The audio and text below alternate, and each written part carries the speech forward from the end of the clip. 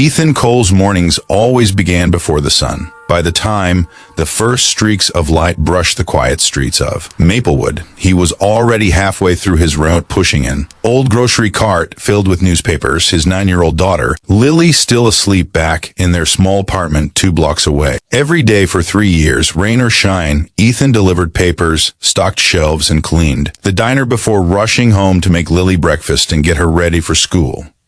Life was simple, hard, and often unforgiving, but there was one constant that made it a little less heavy: the old man who waited for him every morning at the bus stop on Willow Street. The first time Ethan noticed him, the man was sitting alone on the bench, struggling to tie his shoes with trembling fingers. His hair was snow white, his coat threadbare, and beside him sat a small brown dog shivering against the cold. Ethan stopped, dropped his cart's handle, and knelt down to help him. The old man had smiled weakly and whispered, "Thank you, son. Nobody stops anymore." From that day forward, Ethan made it part of his morning. A 5-minute pause to help the old man. Sometimes he brought him coffee, sometimes just a smile. He never asked the man's name, and the old man never asked for more than kindness. If you believe in kindness and second chances, please take a moment to like, comment, share, and subscribe to the channel. Your support helps us bring more real and emotional stories to life. As the months went by, Ethan noticed the old man's health declining. His hands shook more, his steps faltered, and one morning, the dog wasn't there anymore. Ethan didn't ask what happened. He simply sat with him in silence. It was the kind of quiet that only 2 people carrying heavy hearts could share. Ethan himself had been through more than his fair share of loss. 2 years ago, his wife Claire passed away from a sudden heart condition, leaving him alone with a toddler and a mountain of bills. He had sold almost everything: his car, his tools, even her wedding ring, just to keep their tiny apartment and Lily's school fees paid. Ethan's daily life was a balancing act between exhaustion and devotion. Every decision he made was for Lily. She was his reason to keep going, the reason he smiled through the ache, the reason he didn't break down when the landlord banged on his door, demanding rent. Yet, no matter how bad things got, Ethan never failed to stop for the old man. Some mornings he'd find him too weak to stand, so Ethan would wait with him until the bus came, making sure he got on safely. Others, he'd hand him half a sandwich from the diner, pretending he'd already eaten. "You take care, sir," he would say softly before pushing his cart away. Then one cold November morning, the old man wasn't there. The bench was empty, the air still, and the spot where he always sat seemed colder than usual. Ethan waited a few minutes, then 10, scanning the foggy street as worry tightened in his chest. For the next 3 days, the old man didn't show. Ethan couldn't explain why it bothered him so much. He barely knew the man, but something about the silence gnawed at him. On the 4th morning, as Ethan stopped at the bench, a black car slowly pulled up to the curb. The door opened, and 4 men in suits stepped out, followed by a younger man holding a briefcase. Behind them, another door opened, and out stepped the old man. He didn't look like himself. The worn coat was replaced by a tailored one, his hair combed, his shoes polished, yet his eyes, those kind, tired eyes, were the same.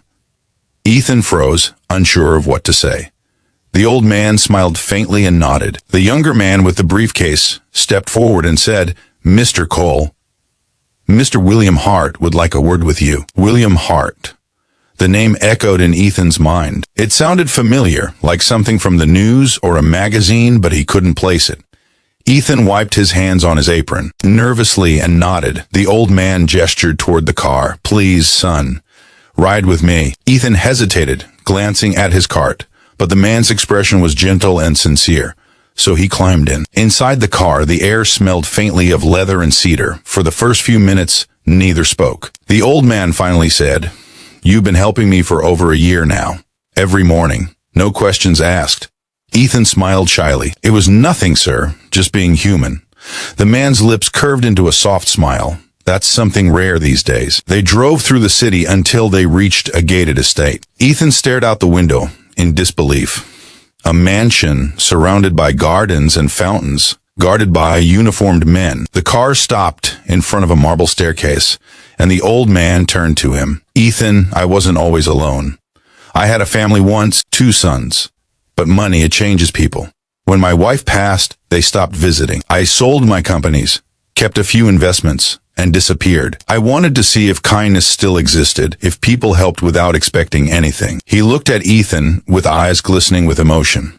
You reminded me that it does. Ethan didn't know what to say. He wanted to brush it off, but the sincerity in the old man's voice rooted him to the spot. Then the old man reached into his coat and handed him an envelope. Inside was a check. Ethan's breath caught as he read the amount, $250,000. He looked up in shock, shaking his head. Sir, I can't take this. I was just helping. The old man raised a hand. Please, you helped me more than you know. This isn't charity. It's gratitude. Tears burned in Ethan's eyes. He thought about Lily, about the rent, the debts, the empty fridge. But still, he hesitated. I can't accept it, he whispered. My wife used to say, if you help someone, it should be because it feels right, not because you expect something back. The old man smiled sadly. And that, son, is exactly why you deserve it. For a long moment they sat in silence, the kind that feels heavy with unspoken truths. Finally the old man said, come work for me. Manage my estate. I need someone I can trust. Ethan was speechless. Me? I don't have any experience with. The old man chuckled. You have something better? Integrity. That night, Ethan walked home in a daze. He didn't tell Lily everything, just that a kind man had offered him a better job. For the first time in years, he allowed himself to dream again. Weeks turned into months. Ethan started working at the Hard estate, handling deliveries, organizing documents, and helping with day-to-day management. He was treated with respect, paid well, and even allowed to bring Lily to visit the gardens on weekends. The old man became like a grandfather to her, teaching her how to plant flowers and feeding the doves together. It felt like life had finally given Ethan a second chance. But then, one morning, everything changed again. Ethan arrived at work and found the estate unusually quiet. The staff whispered in corners, eyes red. William Hart had passed away peacefully in his sleep. Ethan stood frozen, tears streaming down his face. He had lost another person who felt like family. 3 days later, the lawyers arrived, 4 of them, flanked by bodyguards, carrying sealed folders. They called everyone into the main hall for the reading of the will. Ethan stood in the back, hands clasped tightly, trying to hold himself together. The lead lawyer cleared his throat. Mr. Hart left detailed instructions regarding his estate. To his sons, he leaves a trust under certain conditions. There was a pause, papers shuffled. And to Mr. Ethan Cole, he leaves the Maplewood property, a lifetime stipend, and full guardianship of the Hart Foundation, a charitable organization he established in secret. Gasps filled the room. The sons looked outraged, shouting objections, but the lawyer silenced them. Mr. Hart's instructions were clear. He said, give everything I built to the man who showed me kindness when the world turned away. Ethan couldn't move. His heart pounded as he tried to process the words. The lawyers handed him a folder, inside which was a letter, handwritten by William Hart himself. Ethan, you reminded me what humanity looks like. Use what I leave you not to build walls, but to open doors. You were the son I wish I had raised. The room blurred through Ethan's tears. He walked outside, the cold air biting his face, and looked up at the sky.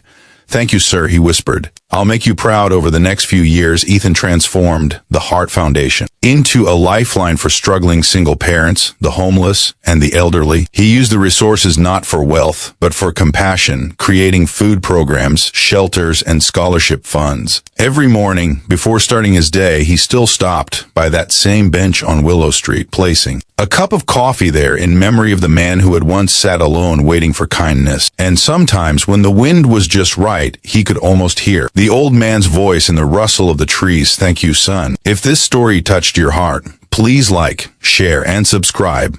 It helps us continue creating stories that remind the world of the power of kindness and second chances. Before you go, tell us in the comments, have you ever helped a stranger without expecting anything in return? Your story might just inspire someone today.